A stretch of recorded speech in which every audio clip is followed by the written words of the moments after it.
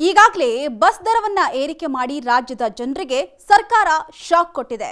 ಇದರ ಬೆನ್ನಲ್ಲೇ ಪಿಜಿ ನಿವಾಸಿಗಳಿಗೆ ದರ ಏರಿಕೆಯ ಶಾಕ್ ಕೊಡಲು ಪಿಜಿ ಅಸೋಸಿಯೇಷನ್ ಸಿದ್ಧತೆಯನ್ನ ಮಾಡ್ತಾ ಇದೆ. ಹೌದು, ಬೆಂಗಳೂರಿಗೆ ಉದ್ಯೋಗ ಹಾಗೂ ಕಲಿಕೆಗಳಿಗಾಗಿ ಆಗಮಿಸುವವರಿಗೆ ಪಿಜಿಗಳೇ ಆಶ್ರಯ ತಾಣವಾಗಿದ್ದು, ನಗರದಲ್ಲಿ ಪಿಜಿ ಹಾಗೂ ಮನೆಗಳಿಗೆ ಬೇಡಿಕೆ ಹೆಚ್ಚಾಗಿದೆ.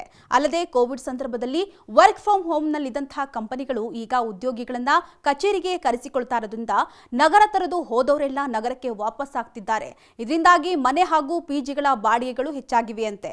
ಒಂದೊಂದು ಪಿಜಿಯಲ್ಲಿ ಒಂದೊಂದು ಬೆಲೆ ಇದೆ.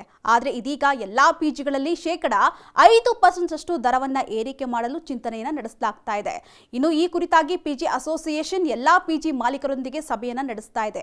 ಸದ್ಯ ಅಗತ್ಯ ವಸ್ತುಗಳ ಬೆಲೆ, ವಿದ್ಯುತ್, ನೀರಿನ ದರ ಹಾಗೆ ಖಾಸಗಿ ಬಿಲ್ಡಿಂಗ್ನ ದರವೂ ಕೂಡ ಹೆಚ್ಚಾಗಿದೆ. ಇದರಿಂದಾಗಿ ಪಿಜಿಗಳನ್ನ ನಡೆಸೋದೇ ಕಷ್ಟವಾಗಿ ಹೋಗಿದ್ಯಂತೆ. ಹೀಗಾಗಿ ಗುಣಮಟ್ಟದ ಊಟ, ಸ್ವಚ್ಛತೆ ಹಾಗೆ ಸುರಕ್ಷತೆಯನ್ನ ನೀಡಬೇಕು ಅಂತ ಹೇಳಿದ್ರೆ ಪಿಜಿಯ ದರ ಏರಿಕೆ ಅನಿವಾರ್ಯವಾಗಿ ಹೋಗಿದ್ಯಂತೆ.